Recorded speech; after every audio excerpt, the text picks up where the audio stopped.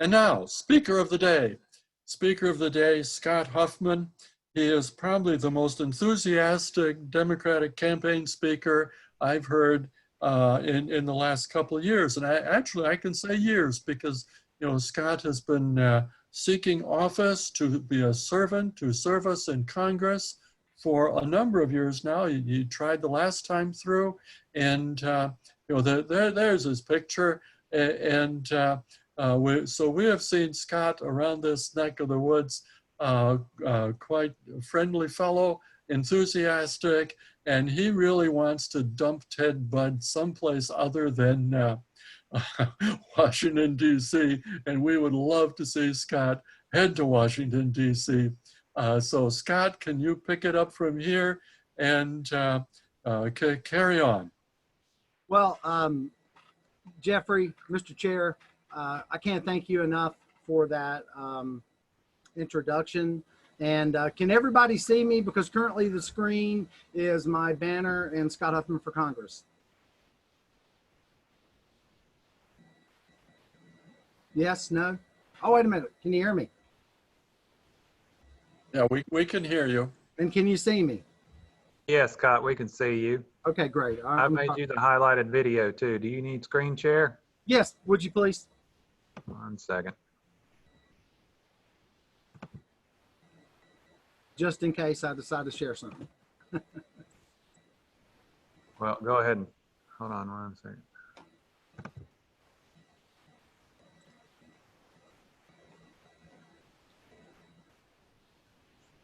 All right, good. Look at that crowd. That is awesome.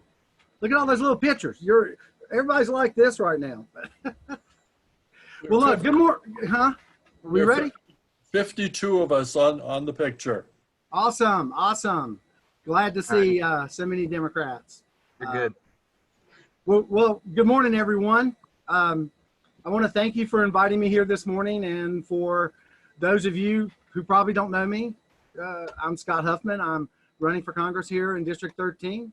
I originally grew up in Spencer. Does everybody know where Spencer is? Went to North Owen High School. After high school, I joined the United States Navy.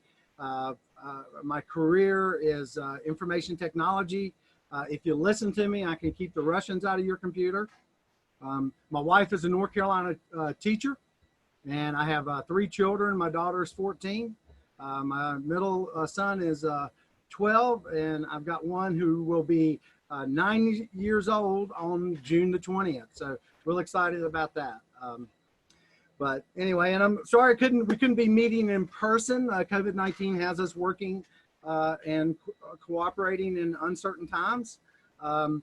Normally I'd have a stack of donuts over there with the buffet line, and that's one of the things I always look forward to. One of the best choices of eggs I've ever seen.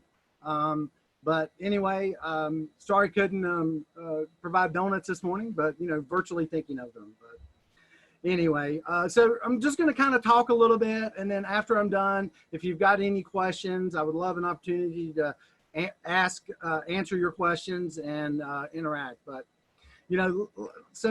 let's get started. Over the last 3 months, let's be real, since 2017, we have seen a tremendous amount of change taking place, not only here in Rowan County, not only in the 13th Congressional District in North Carolina, but throughout our United States and the rest of the world. We have seen a blatant rise in extremism, racism, hate, and division. And now we're living in the worst economic disaster fueled by a pandemic and tax breaks that have benefited the top 2%. Make no mistake about it. We really have been in a recession since February. Local economists have now come out and said that's when things started getting worse. And so now our recession is fueled by COVID-19. Just last week, 1.5 new unemployment claims were filed on top of the 40 million already unemployed. Sadly, we have over 2.1 million Americans confirmed with the COVID infections. And my heart breaks because we've lost 116,000 Americans to this terrible pandemic. And and I really feel strong about this, because this Republican administration did nothing. In fact, before they decided to act, some members were off liquidating their assets in the stock market. I mean, you got to bless their hearts. They were just trying to protect their interests. Others were busy denying where we were headed until the last possible moment. So many deaths could have been avoided. So, you know, thank goodness Governor Cooper implemented stay at home in March, or, you know, we would have been a hotbed of infections like the state of Georgia and Florida. Despite the pushback he has experienced, he has held the line and relied on the professionals and scientists and have slowly opened up our state. But we're starting to see a rise in infections again. So please, people, keep your social distance, avoid large crowds, racetracks, wear a mask.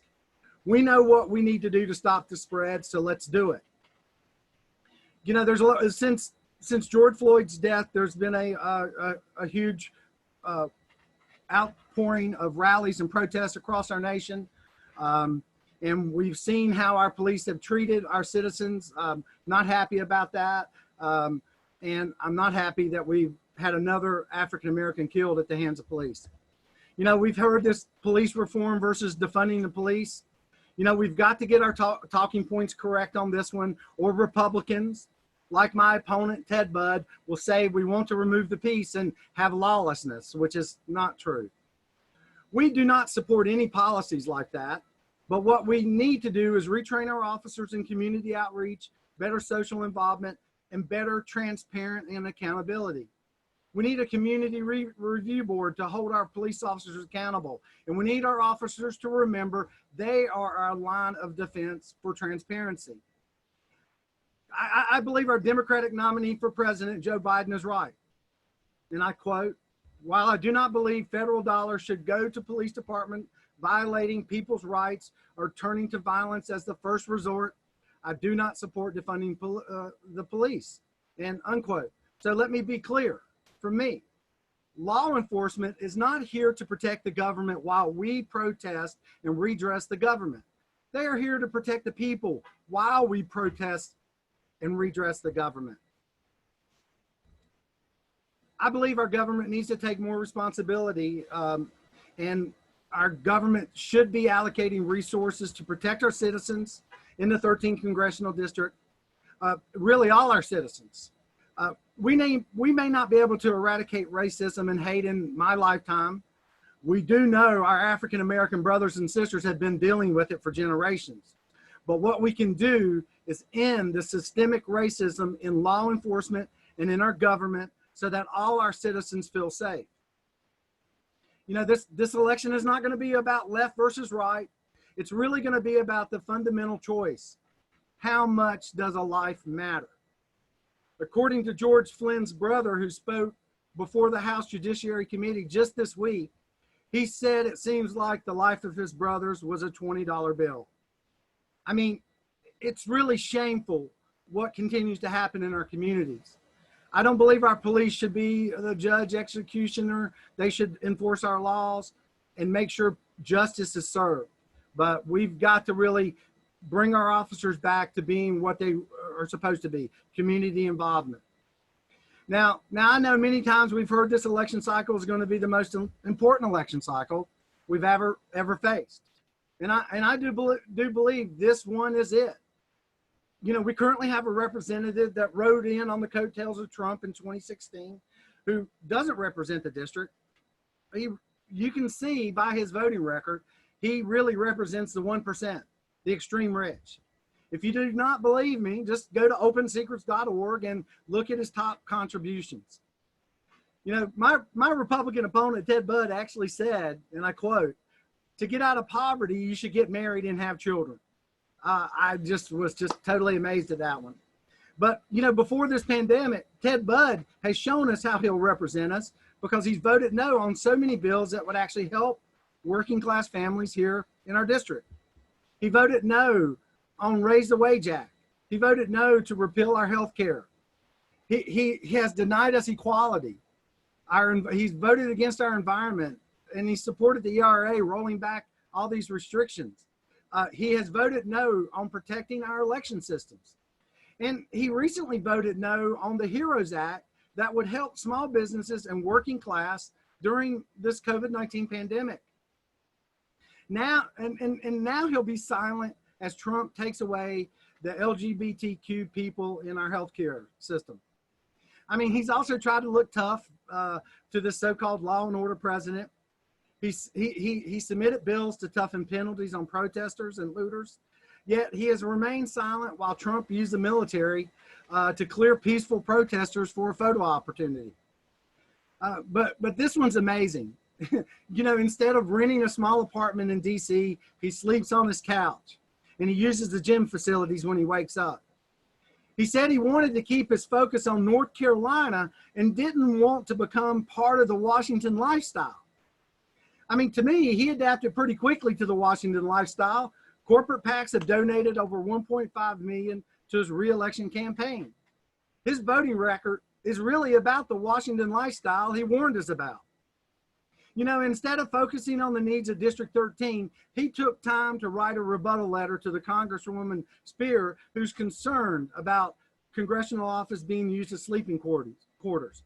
So, you know, I decided to take time to register a domain name called Ted Bud's Couch. So we'll have a website up and we'll start showing information about his voting record. So remember, tedbudscouch.com.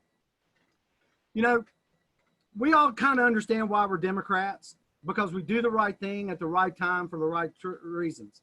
It's true. Under our big tent, we don't always agree, but it's important that we come together at this pivotal time in the 13th district for Rowan County, for our state and our country. You know, I believe very strongly that we're the party of Terry Sanford. We're the party of Jim Hunt. We're the party of our future Lieutenant Governor, Yvonne Hawley. We're the party of our future Senator, Cal Cunningham. We're the party of our re-elected Governor, Roy Cooper. And we never forget that we stand up when those around us cannot. We never forget that we speak out for those who are being silenced. And never forget, we lend a helping hand when those around us are in need, instead of kicking them to get up like our Republican friends. We're the party of change, and it's because we are Democrats that we are committed. So look, you know, I need your help. We know this pandemic has really changed how we run our elections.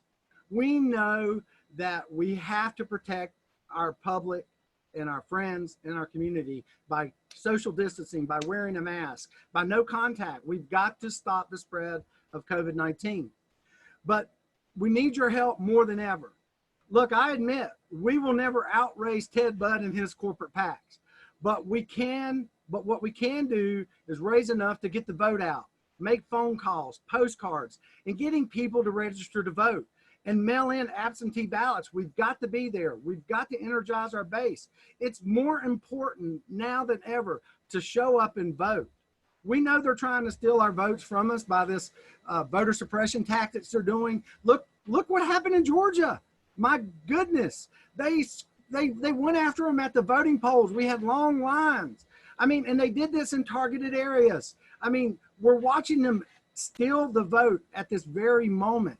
And we constantly hear the president say that mail-in ballots is ripe with fraud, when actually all we got to do is go look in North Carolina at District 9 and see how they stole Dan McCready's right to be our next congressman in District 9.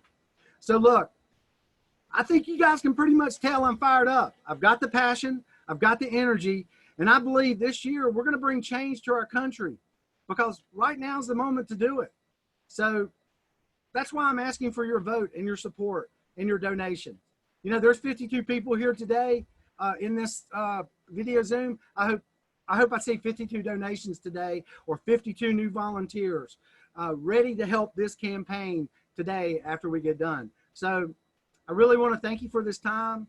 I want to thank you for the opportunity to represent District 13, Rowan County, my hometown area in Washington, D.C. this coming January, because I really believe now is the time to finally have a public servant representing us in Washington, D.C.